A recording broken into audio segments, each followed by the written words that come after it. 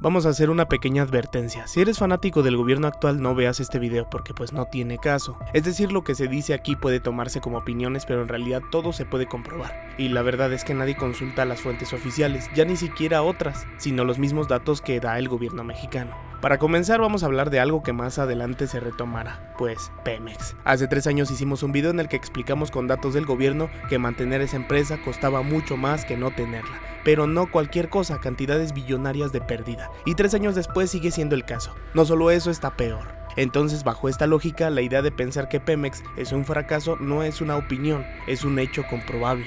Cuando quieran y donde quieran, vean los datos del gobierno y ya está. Ahora, otra cosa es que al chilaquil a la gente le vale verdura. Todo lo que les interesa es recibir su dinero sin hacer absolutamente nada. Personalmente, casi la mayoría de mis conocidos están totalmente comprados, porque reciben su feria mensual, su beca de nini o su beca de viejito. Por ende, no hay diálogo, no hay nada que discutir, no vale la pena, y si bien coincido que los candidatos siempre son mojones de perro, es evidente que a nadie le importan las propuestas, solo quieren su dinero sin falta. Este dinero evidentemente no es gratis, pero eso lo veremos a continuación. ¿Por dónde comenzamos? Se dicen distintos a gobiernos anteriores, pero en todas las áreas el gobierno lo ha hecho mal. Y de nuevo, esto no es para nada una opinión, es algo totalmente comprobable. El logro más grande de este gobierno es que no tiene logros, pero lograron lo que querían, hacer historia. Vamos a dejar 2 hilos en X que resumen los mayores éxitos del gobierno actual. Y veamos por ejemplo a la agencia de comunicación política SPIN de Luis Estrada, que contabiliza las afirmaciones no exactas de López Obrador. Eso quiere decir mentiras. Dice que en promedio se avienta más de 100 mentiras por mañanera. Es un mitómano. La incapacidad del individuo para controlar sus ganas de mentir se definen como mitomanía. 100 mentiras diarias, pues lo es por definición. Menciona además que hasta su actualización del 4º año de su sexenio dijo más de 101,000 mentiras. Esto es más del triple de lo que le contaron a Donald Trump los del Washington Post en sus 4 años de gobierno, y le contaron hasta en Twitter. Dijo poco más de 30,000. Obrador solo se sinceró cuando dijo que todos los negocios jugosos llevan el visto bueno del presidente, que la pandemia les vino como anillo al dedo, que abraza al crimen organizado y que ve a sus seguidores como animalitos que tiene que alimentar. Todo lo demás es mentira. Empezamos con esto porque no le puedes creer nada, ni a sus secuaces, bots, chayoteros y fandom tóxico. No importa cuánto diga en la mañanera si en los datos que publica el gobierno acaba desmintiéndose todo lo que se dijo. Y en el suponer que los datos fueran retocados antes de mostrarse al público, entonces podríamos decir que la cosa es mucho peor. Y por ejemplo tenemos a la economía mexicana. Todos los números indican que probablemente se necesite más de una década para recuperarse. Esto para alguien que consume periodismo de militancia le puede parecer extraño, pero de hecho los datos están ahí, en sus páginas oficiales. Ahí métanse a la descripción, ahí están las referencias. Abran la página y vean cuánta deuda ha emitido el gobierno. O no lo hagan y sigan creyendo en fantasías. Esto es totalmente comprobable, no es una opinión. Y tenemos al nearshoring como la cereza del pastel. Era prácticamente un hecho que México se beneficiaría enormemente por las tensiones geopolíticas de Estados Unidos con China, y no fue así. De verdad es un resultado atroz. El crecimiento en promedio que ha tenido México en su PIB desde 1980 a 2018 antes de este gobierno era de entre 2.2 al 2.3% anual, incluso con todas las crisis pasadas. En esta administración es de 0.8%. Y no es menor solo por la resiliencia de la economía mexicana. Perdimos una oportunidad única en este sexenio, que no se va a repetir por andar defendiendo cuentos como la soberanía que ni existe. Los políticos que ofrecen utopías las ofrecen, pero para ellos, a sus votantes solo les espera una distopía. Por andarse peleando con los gringos, que son el único motor de crecimiento real que tiene México, ya no crecemos. Teniendo enfrente la mayor economía del mundo y no apalancarse de ella es absurdo. Veníamos creciendo al mismo ritmo que ellos, ahora ya ni eso. Los gringos nos sacaron 6% de ventaja de crecimiento económico, y como es la única economía que está creciendo razonablemente, nos convenía seguir su tendencia. Pero los votantes decidieron que era mejor regresar al pasado y ser más pobres. Y no quiero que esto se malinterprete, con una forma de gobierno diferente a todas las que hemos tenido, México debió crecer a pasos agigantados. Pero con eso de que en este país la ley no es ley, es imposible. Sin embargo, el PIB no es el problema más grave, es el déficit fiscal. Como veníamos diciendo en el video de Pemex, Barril sin fondo, acorde con Macario Schettino en su libro México en el precipicio, México sufriría una crisis fiscal si continuábamos incrementando nuestro déficit fiscal. Y adivinen qué, pues ya es un hecho. Primero, ¿qué es una crisis fiscal? Es cuando el gobierno ya no tiene dinero para seguir gastando y se endeuda, y o sube los impuestos. Si se endeuda, al final tiene que subir los impuestos para pagar la deuda, pero por supuesto será luego de elecciones. ¿Por qué creen que sacaron lo de robarse las afores si no les conviene hacerlo en plena campaña electoral? Es porque ya saquearon todo y no tienen ni para las copias. De verdad no tienen dinero ni para terminar el sexenio. Los primeros 2 años Morena saqueó 25 años de ahorros que existían en el gobierno. Por ejemplo, el Fondem de desastres naturales que necesitaba Acapulco está mejor en un paraíso fiscal. Un ejemplo más de 100 fideicomisos y otros ingresos que se robaron. Los segundos 2 años arremetieron contra el presupuesto de las secretarías de Estado. Ya saben, salud, educación, economía, energía, hacienda, agricultura, comunicaciones y transportes, etc. Por eso el gobierno ya no sirve para nada. Si antes no servía, pues ahora menos. Y estos 2 últimos años es cuando más han estado utilizando deuda, porque ya se robaron todo.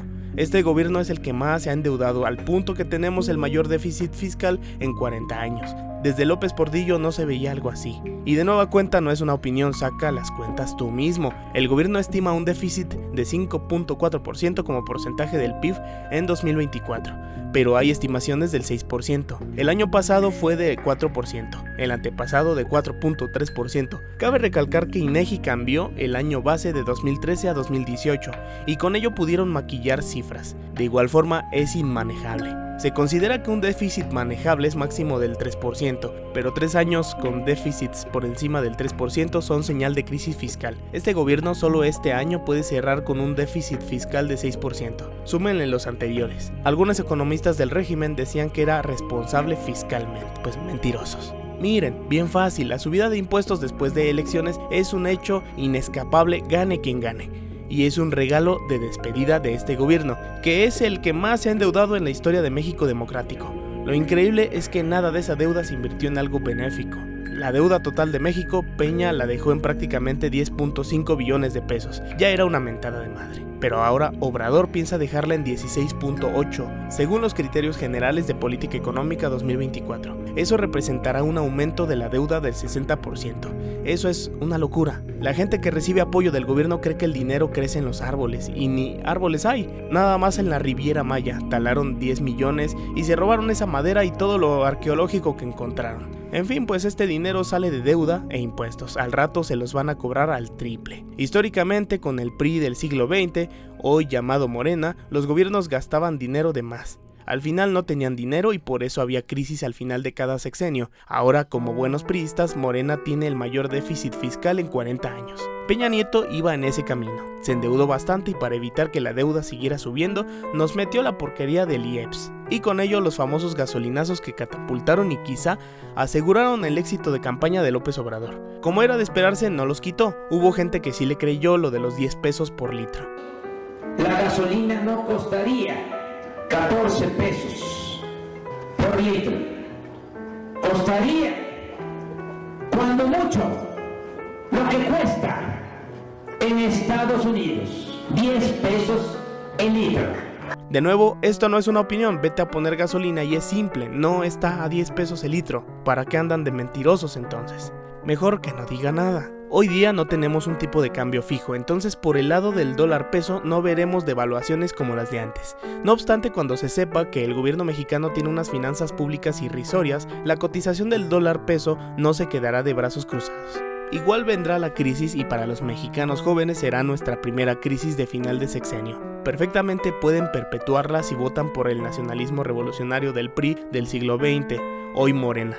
Una dictadura que duró 70 años sin desarrollo para el país. Y de nuevo no es opinión, siempre la gente habla del PRIAN, pero según varios artículos que dejamos en la descripción, 92% de los aspirantes morenistas eran del PRIAN. A mí no me vengan a decir que ya cambiaron, es la misma caca de toda la vida pero color guinda. A grandes rasgos, en economía el déficit fiscal es el problema más grave, porque todo va implicado ahí, siendo estelar el tema de pensiones. En 2024 se aprobó un endeudamiento de 2 billones de pesos. Ese sería el déficit, y todas las pensiones que pagará el gobierno en 2024 ascienden a 2 billones. Dejemos esto claro. El gobierno mexicano se va a endeudar 2 billones solo este 2024 para pagar pensiones, las contributivas que son Pemex, CFE, IMSS, etc. Y las no contributivas que son las becas de viejitos, así les llamamos acá, en lugar de invertir en hospitales para ellos. Ese dinero es gasto corriente, no se irá a nada productivo. El problema de las pensiones contributivas ya existía y por eso se crearon las Afores, pero la compra de votos, que son las becas de viejitos, eran un problema innecesario que ya tenemos. Sabiendo todo esto, dice el gobierno que el déficit fiscal lo van a reducir mágicamente hasta 2.6% el próximo año. Una ridiculez total. Que porque ya no van a gastar en los mamuts blancos y que ya van a generar ganancias. No engañan a nadie con 2 dedos de frente. Nuestros seguidores saben que el IMCO estimó que Dos Bocas tenía una probabilidad de ser rentable del 2%. El Tren Maya ni se diga. Ningún tren de pasajeros en el mundo genera utilidades por sí solos. Cancelar el Naim para hacer negocio y luego hacer Santa Lucía fue demagogia pura. Cada uno de esos chistecitos costó $500 millón de pesos aproximadamente. El caso de Pemex ya lo conocen, hay 2 videos del tema. Solo como ejemplo, este año Pemex debe pagar de deuda más de $1 billón de pesos. Además, Pemex está en mínimos de extracción de petróleo no vistos en 45 años. Una cosa que celebran es el aumento del salario mínimo. En realidad no sirvió. En términos reales, el salario mínimo está prácticamente igual que al inicio del sexenio. Un ligero aumento, pero ya. Lo interesante es que el salario medio ha perdido contra la inflación y la diferencia entre el salario mínimo y el medio es cada vez menor, lo cual provoca que no haya mucha diferencia entre ganar el mínimo o ganar un salario más alto, y ese es un problema. Las empresas no van a incrementar sus salarios para incentivar a los empleados porque tienen que pagar más impuestos y porque son bien culiacanes. Cada vez es más difícil administrar esa diferencia por las envidias tipo ¿por qué le pagas lo mismo si ni hace nada? Ya saben lo de siempre en cualquier chamba. Puede ser que los convenzan con que ya ganan más, pero si comparamos el salario mínimo contra inflación en servicios médicos y sobre todo alimentos, para lo que les alcanza es menos que al inicio del sexenio. Entonces los mexicanos comen menos que al inicio del sexenio. También les alcanza para menos medicina. Cada día esto suena más a Cuba y Venezuela.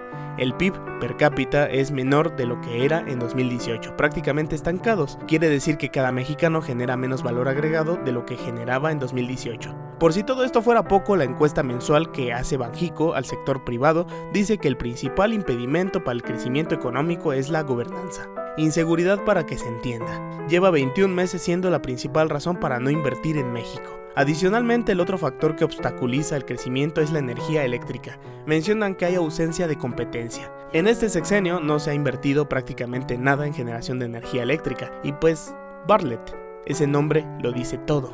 Por ejemplo, el sistema eléctrico en verano se está viendo rebasado por falta de generación y transmisión de energía, porque se les ocurrió que era una excelente idea bloquearle a los privados la generación de electricidad para nutrir al monopolio estatal de CFE. Es simple, la oferta de electricidad es menor que la demanda y por eso hay apagones. Nunca debieron ocurrir los apagones, debieron dejar a los privados producir energía, pero con eso ellos no se llenan los bolsillos dando adjudicaciones directas a familiares y amigos. Hay un detalle con esto del consumo eléctrico, no existen países ricos que tengan baja generación de electricidad, y México en esta administración ha reducido su capacidad de generación de electricidad y esto ha impactado en el crecimiento económico.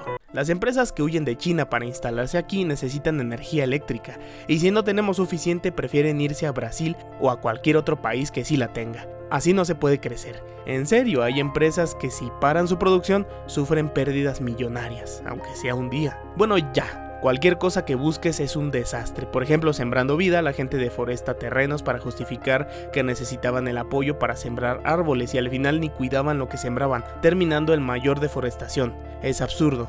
Los cenotes y la selva destruidos por el Tren Maya, que al final ni iba a funcionar. Puedo equivocarme, pero estoy muy seguro de que el Tren Maya jamás funcionará. Ni aunque gane Claudia Sheinbaum. Es el mayor desastre ecológico de México y no va a servir para nada. Llegas mucho más rápido en camión, más barato y con aire acondicionado. De nuevo, si quieren conocer los datos exactos, pueden buscarlo por ejemplo en el libro México en el precipicio de Macario.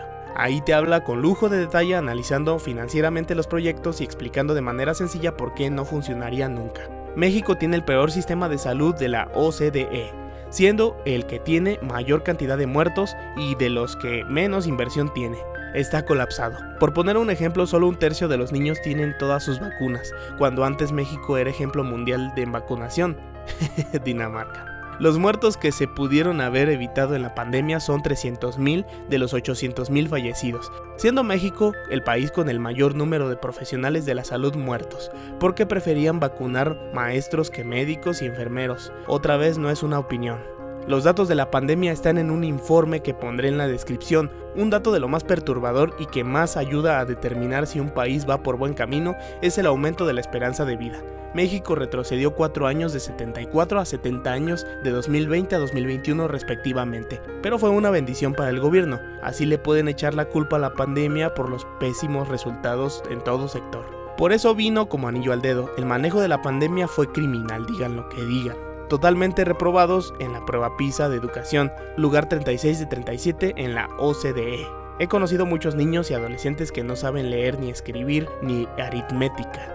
En ciencia somos los últimos, por eso hay terraplanistas. Le podemos seguir, pero no tiene sentido. Fíjense, y ni siquiera hablé del crimen organizado, control territorial y homicidios. Hace poco vi unos datos bastante interesantes. Las muertes por fentanilo en Estados Unidos se mueven de forma similar a las remesas, pero con un retraso en remesas. La correlación no implica causalidad, pero es sospechoso. Puede ser simplemente porque el dólar está barato y no alcanza, pero ¿será por eso que celebran las remesas en la mañanera? Imposible no pensar mal con tantas denuncias, es lo que hay. Solo recuerden, necesitamos un país con un estado fuerte, limitado por la ley y responsable frente a sus ciudadanos, y una sociedad que celebre la generación de riqueza y castigue los privilegios. Es lo que necesitamos. Esto aparece en el video de 5 razones por la cual un país es rico. La verdad es que las encuestas son todas broma. Cada quien enseña números ganadores, pero algo sí podemos decir, si Morena está temblando es por algo. Es evidente que están haciendo todo lo posible para ganar, sí o sí. Y también es evidente que gane quien gane, utilizando la analogía de un automóvil para referirse al país, el próximo dueño se va a llevar un carro bien jodido. A esas alturas yo no sé quién querría ser presidente. Me recuerda un poco cuando Armando dejó en la quiebra a Ecomoda y ahora sí querían darle la presidencia a Daniel en Betty la Fea. Pero pues, ya en la quiebra, pues ya para qué. Mi compañero Alex es de la opinión que definitivamente hay que echar a Morena y los motivos son suficientes. Tiene toda la razón. Él dice que ha notado que muchos comentarios preguntan sobre cómo conseguirse una casa, pero también les recuerda que en una dictadura es imposible tener una casa. A él tampoco le encanta el pan, pero comenta que definitivamente hay que sacar a Morena como del lugar, aunque sea con la botarga, ya ni modo. En mi caso yo opino un poco distinto. Opino que está jodido por donde la veas. Quien gane, Claudia o Xóchitl, van a recibir a un país demacrado y les van a echar toda la culpa de lo que pase. Es lamentable tener a una primera presidenta en estas condiciones. Por una vez vamos a tener una presidenta y les vamos a dejar un país podrido. Vaya bienvenida. El presidente está quedando bien todo lo que puede, pero él ya no va a estar cuando todo se caiga. Es ganar para él, porque si las cosas mejoran, dirán que fue gracias a él, porque dejó un buen país. Pero si empeoran, dirán que todo estaba bien hasta que él se fue. Si gana Claudia, el mismo presidente se encargará de secarla y acabar con ella. Si se le ocurre desobedecerlo, dirá que cuando él gobernaba estaba a todo dar, hasta que dejó el país a una mediocre. Y si gana Xóchitl, harán todo lo posible por anular las elecciones, dirán que fue fraude. Para hacer que funcione Xóchitl tendrá que cancelar los elefantes blancos y la gente enfurecerá porque ya les lavaron el cerebro a todos. Así que cuando ella se vaya, de todas formas va a regresar alguien autoritario que quiera extender todo su poder otra vez. La verdad, cualquiera de los dos casos personalmente me dan pena. Es para mí lo más ético decirles que voten por quien quieran. Yo no les voy a decir que plan C como hacen todos los youtubers chairos, ni tampoco les voy a decir que con Xóchitl todo va a estar mejor, porque tampoco lo creo. Lo único que sí puedo decir es que voten. Anular su voto no servirá para nada. Si les pagan, reciban el dinero y voten aún así por quien ustedes crean. Claro, bajo su riesgo, pero realmente no hay mucha probabilidad de que se den cuenta. Piensen lo que están haciendo. Si te duele la opinión del equipo contrario, quiere decir que algo estás haciendo muy mal. Tengan por seguro algo, gane quien gane, aquí en este canal vamos a seguir compartiendo datos de ellos mismos contra ellos mismos. Ni siquiera necesitamos investigar nada más. Y pues así la cosa, joven.